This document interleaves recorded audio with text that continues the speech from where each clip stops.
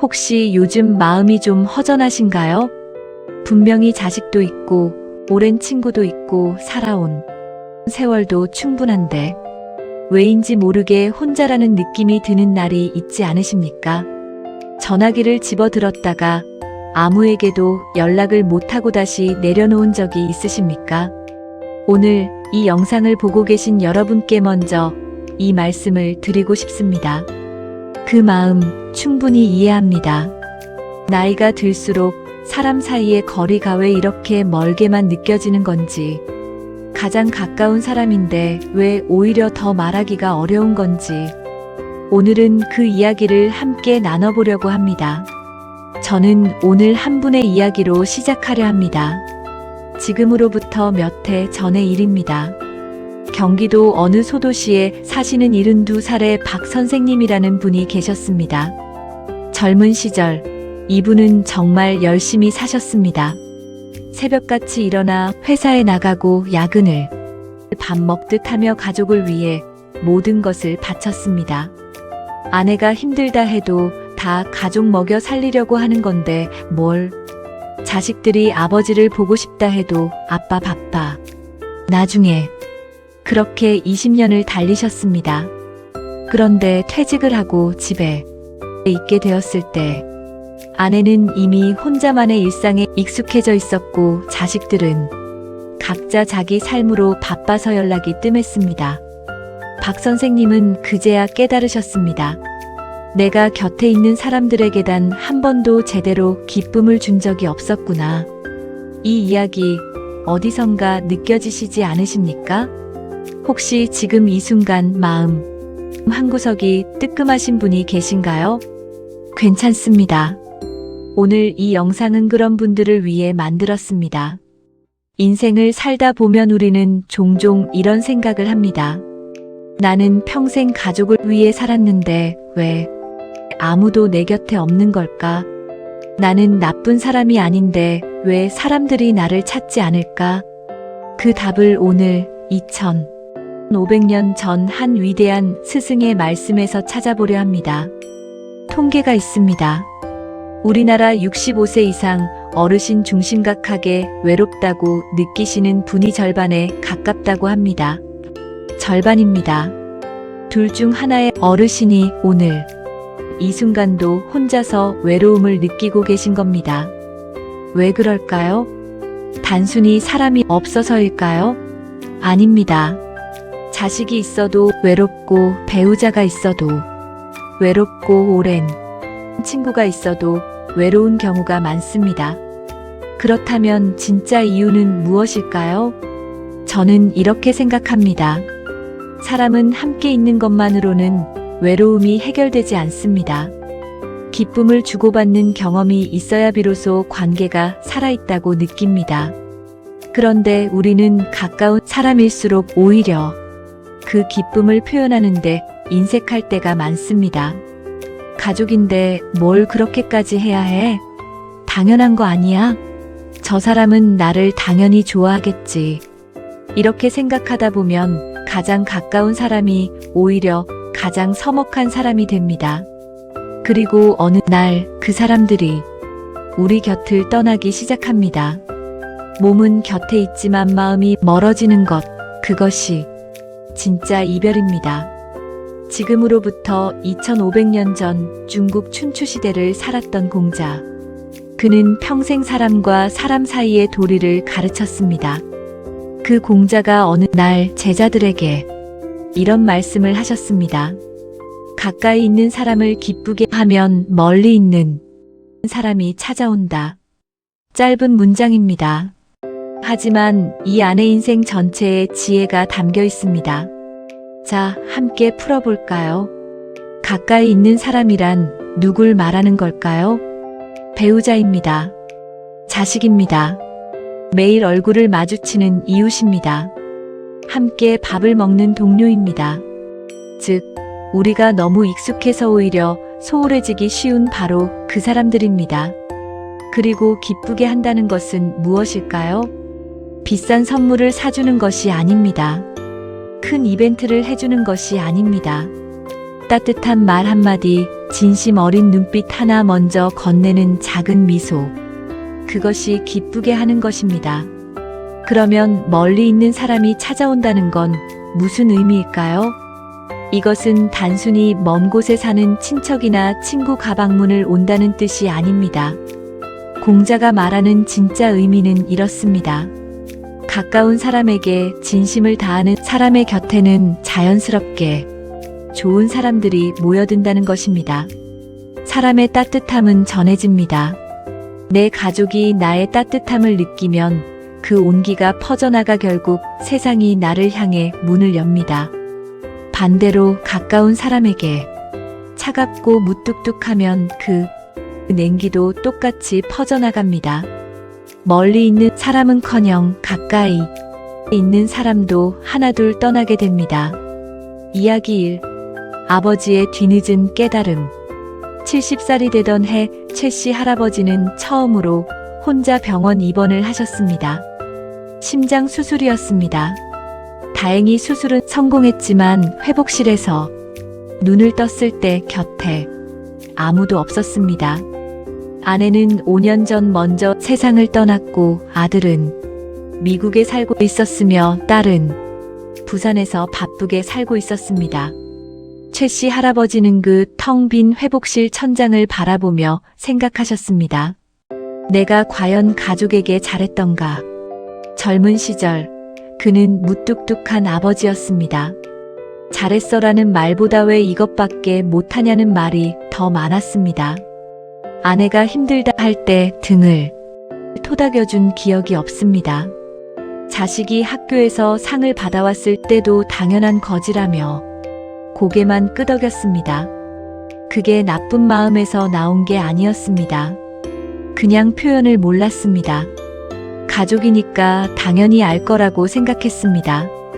그날 저녁 멀리 미국에 사는 아들에게서 전화가 왔습니다. 아버지, 괜찮으세요? 빨리 가고 싶은데 비행기를. 아들의 목소리가 떨렸습니다. 최씨 할아버지는 처음으로 전화기를 붙잡고 흐느끼셨습니다. 아들아, 미안하다. 아버지가 표현을 잘 못했지. 그 한마디에 아들은 아무 말도 못하고 한참을 울었습니다. 2500년 전 공자의 말씀이 그 순간 최씨 할아버지의 귓가에 울렸습니다. 가까이 있는 사람을 기쁘게 하면. 하지만 이미 가까이 있던 사람들은 멀리 떠나 있었습니다. 그래도 늦지 않았습니다. 그날 이후 최씨 할아버지는 변하셨습니다.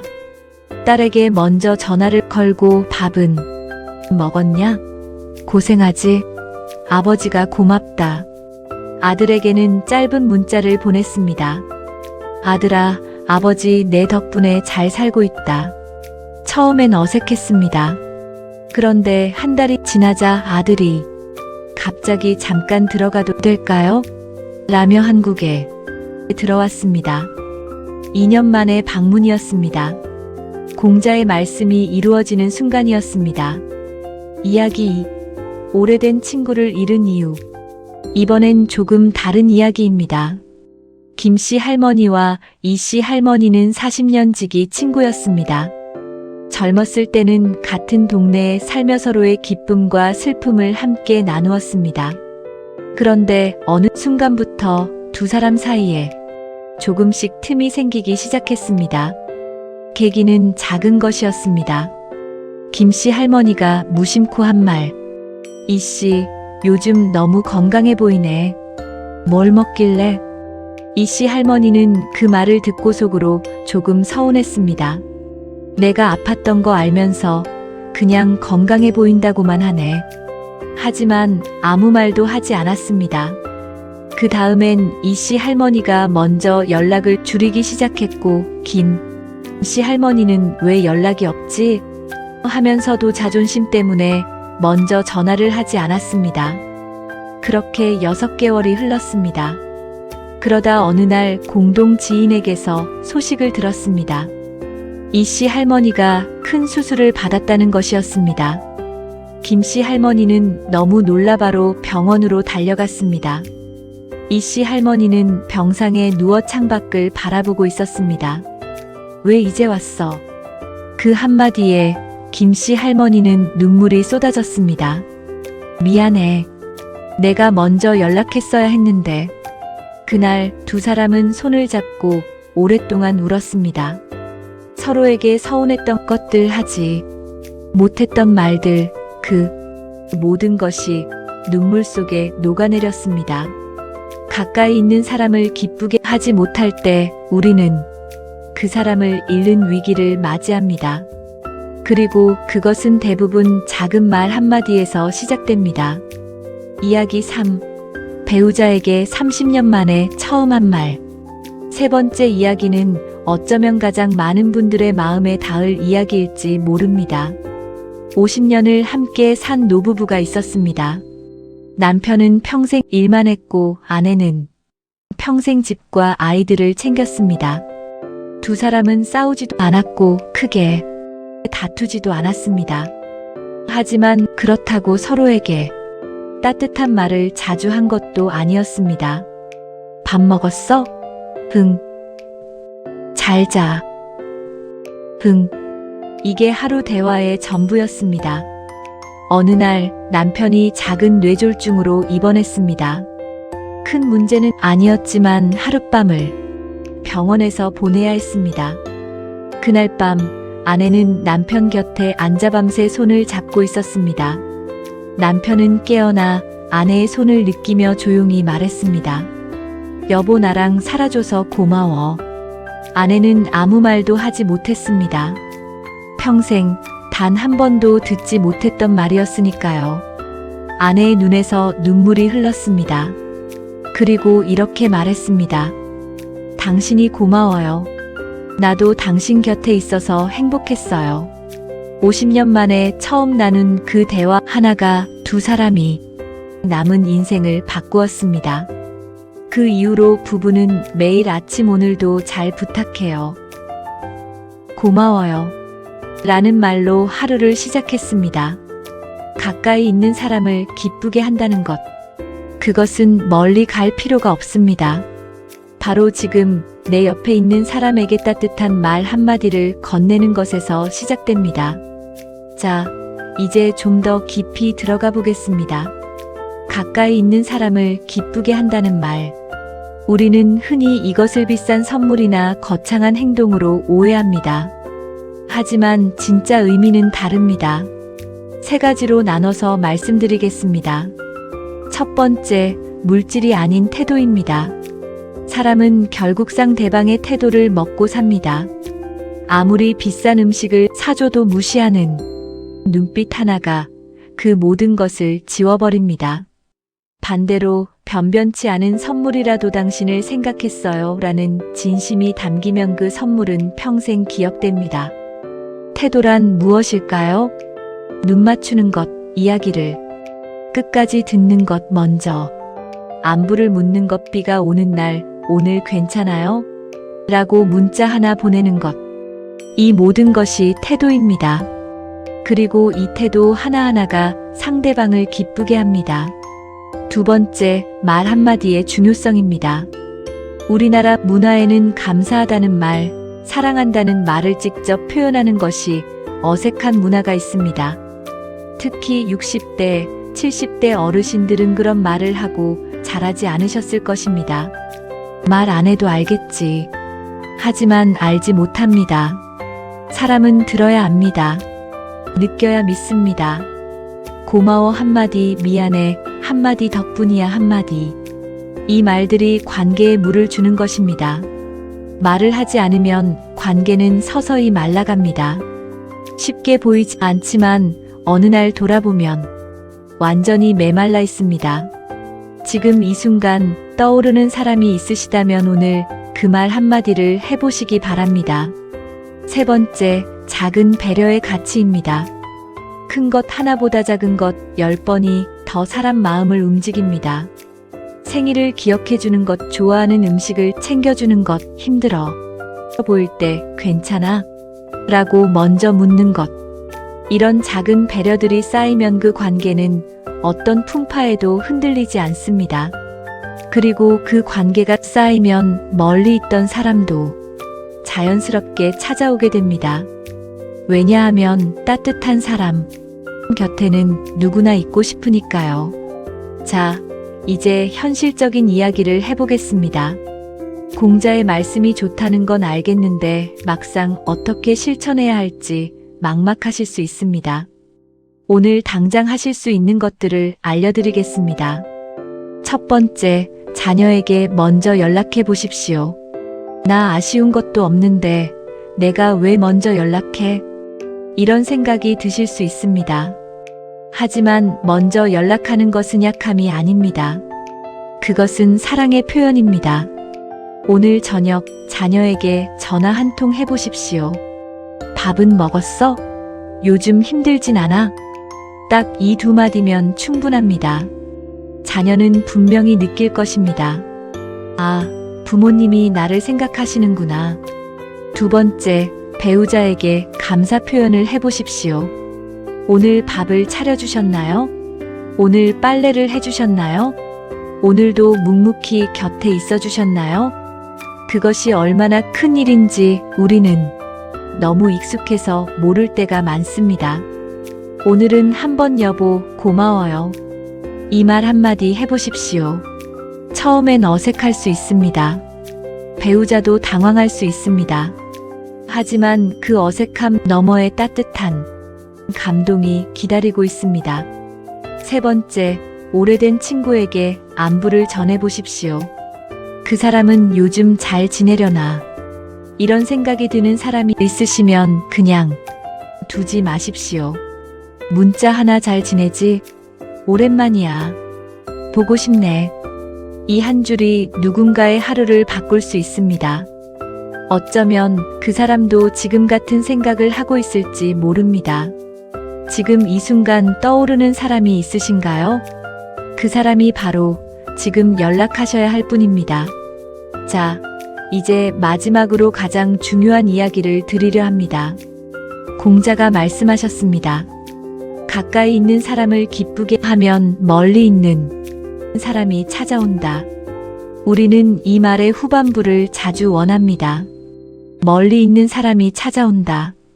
자식이 찾아오길 바랍니다. 오래된 친구가 연락 오길 바랍니다. 누군가 먼저 나를 찾아주길 바랍니다. 그런데 여러분, 진지하게 여쭤보겠습니다. 우리는 과연 가까이 있는 사람을 기쁘게 하고 있었나요? 멀리 있는 사람이 찾아오길 원하면서 정작 가까이 있는 사람에게는 소홀하지 않으셨나요? 사람의 마음은 거울과 같습니다. 내가 웃으면 거울도 웃고 내가 차갑게 대하면 거울도 차갑게 돌아옵니다. 가까이 있는 사람에게 온기를 건네면 그 온기는 퍼져나가 결국 세상이 나를 향해 따뜻하게 돌아옵니다. 이것이 공자가 2500년 전에 발견한 진리입니다. 그리고 그 진리는 지금 이 순간에도 변함이 없습니다. 인간관계는 멀리서 시작되지 않습니다. 언제나 가장 가까운 곳에서 시작됩니다. 지금 내 옆에 있는 그 사람이 나의 세상을 이루는 첫 번째 사람입니다. 그 사람을 먼저 기쁘게 하십시오. 그러면 세상이 나를 향해 열릴 것입니다. 오늘 이 영상을 끝까지 함께 해주신 여러분께 진심으로 감사드립니다. 혹시 오늘 이 이야기를 들으시며 마음이 조금 뜨끔하셨던 부분이 있으신가요? 그것은 나쁜 신호가 아닙니다. 그것은 여러분의 마음이 아직 살아있다는 증거입니다. 여전히 누군가를 사랑하고 싶고 누군가와 따뜻하게 연결되고 싶다는 그 마음 말입니다. 나이가 몇이든 그 마음은 절대로 늙지 않습니다. 지금 이 순간 한 사람이 떠오르시는 분이 있으시다면 오늘 그분께 연락해 보시기 바랍니다. 거창하지 않아도 됩니다. 잘 지내세요? 보고 싶었어요. 이 한마디면 충분합니다. 그 한마디가 두 사람의 관계를 다시 살릴 수도 있습니다.